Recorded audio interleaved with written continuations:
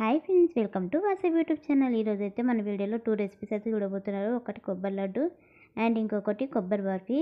So వీడియోని కంప్లీట్గా save చేయకుండా చూసేయండి. ఇప్పుడు మనం ప్రాసెస్లోకి వెళ్దాం. ఫస్ట్ మనము కొబ్బరిని ఇలా సన్నగా కోసేసుకొని ఒక మిక్సర్లో వేసుకొని కొన్ని నీళ్ళు పోసుకొని మంచి మెత్తగా పేస్ట్ లాగా మిక్సీ పట్టాలి. చూశారు కదా, ఇలా మిక్సీ పట్టేసినాక ఇప్పుడు ఒక గిన్నెలో ఒక బట్ట వేసుకొని ఆ బట్టలో వడపోసుకోవాలి. ఫస్ట్ దీన్ని మనం కొబ్బరి పాలంతా తీసేసుకోవాలి కొబ్బరి నుంచి. ఇప్పుడు ఈ బట్టని మంచి గట్టిగా పిండాలి.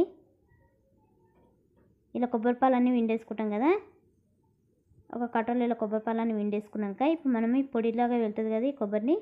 సో ఈ కొబ్బరిని కూడా వేస్ట్ చేయకుండా ఇప్పుడు దీంతో మనం ఫస్ట్ కొబ్బరి లడ్డుని చేసుకుందాం. కొబ్బరి లడ్డు వేయడానికి ఫస్ట్ స్టవ్ వెలిగించి ఒక కడాయి పెట్టుకొని అందులో కొంచెం బెల్లం వేసుకోవాలి. సో బెల్లం వేసుకున్నాం కదా, కొన్ని నీళ్ళు అట్లా యాడ్ చేయాలి, ఎందుకంటే మనకి బెల్లం కరగాలి కాబట్టి. సో బెల్లం అంతా ఇలా మంచిగా కరిగిపోయాక ఇప్పుడు దీంట్లో మనము ఇందాక మనం పొడి చేసి పెట్టుకున్నాం కదా కొబ్బరిని. సో కొబ్బరి అంతా ఇందులో వేసేసి మంచి బాగా మిక్స్ చేసేయాలి. ఈ బెల్లం కొబ్బరి అంతా బాగా మిక్స్ అయిపోవాలి. ఇలా మంచి మొత్తం మిక్స్ చేసేసుకున్నాక ఇప్పుడు దీని మీద కొంచెం నెయ్యి వేసుకోవాలి. నెయ్యి వేసుకున్నాక దీంట్లోనే కొంచెం ఇలాచి పొడి కూడా యాడ్ చేయండి. ఆ రెండు వేసేసినాక కొద్దిగా దగ్గరికి అయినాక స్టవ్ ఆఫ్ చేసి కొంచెం చల్లారాక ఇలా చిన్న లడ్డులాగా చుట్టేసుకొని సర్వ్ చేసుకోవడమే. అంతే. చూశారు కదా కొబ్బరి లడ్డు ఎంత ఈజీగా రెడీ అయిపోయిందో. ఇప్పుడు మనం కొబ్బరి బర్ఫీ ఎలా చేయాలో చూసేద్దాం.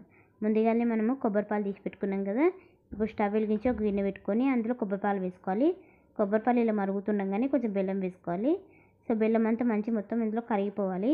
బెల్లం అంతా ఈ విధంగా కరిగిపోయాక ఇప్పుడు దీంట్లో కొంచెం ఇలాచి పౌడర్ వేసుకోవాలి. అలాగే కొన్ని పాలను వేసుకోవాలి, అదే మనం రోజు వాడే పాలని. సో ఆ పాలను వేసుకున్నాక ఇప్పుడు అలాగే దీంట్లోనే కొంచెం కార్న్ఫ్లవర్ వేస్తూ ఇలా మొత్తం మంచిగా మిక్స్ చేస్తూ ఉండాలి, ఎందుకంటే ఉండలు కడుతుంది కదా. సో కార్న్ఫ్లవర్ వేస్తూ మిక్స్ చేస్తూనే ఉండాలి. ఇదంతా మంచి దగ్గరికి దాకా మిక్స్ చేస్తూ ఉండాలి. సో ఇదంతా మంచి దగ్గరకు అయిపోయాక ఇప్పుడు దీంట్లోనే ఒక చెంచా నెయ్యి వేసుకోవాలి. నెయ్యి వేసి మరొకసారి బాగా మిక్స్ చేసేసి ఇదంతా మంచి దగ్గరికి అయిపోయాక స్టవ్ ఆఫ్ చేసి ఇంకో గిన్నెకి నెయ్యి రాసుకోవాలి. సో ఆ గిన్నెలో ఇదంతా సర్వ్ చేసుకోవాలి. ఇదంతా మంచి గిన్నెకంతా ఇలా స్ప్రెడ్ చేసేసి ఫ్రిడ్జ్లో పెట్టేసాలి. ఒక 2 గంటలు అలా ఫ్రిడ్జ్లో పెట్టేసి మనకి ఏ షేప్ అయితే ఇష్టం ఉంటుందో ఆ షేప్లో కట్ చేసుకొని సర్వ్ చేసుకోవడమే. అంతే. చూశారు కదా, ఈ 2 రెసిపీస్లో మీకు ఏ రెసిపీ అంటే ఇష్టమో నాకు కామెంట్ చేయండి. నేను ఒకసారి ట్రై చేశాక ఎలా కుదిరిందో కూడా నాకు కామెంట్ చేయండి. ఈ వీడియో నచ్చితే ప్లీజ్ ఒక లైక్ చేయండి. Thanks for watching.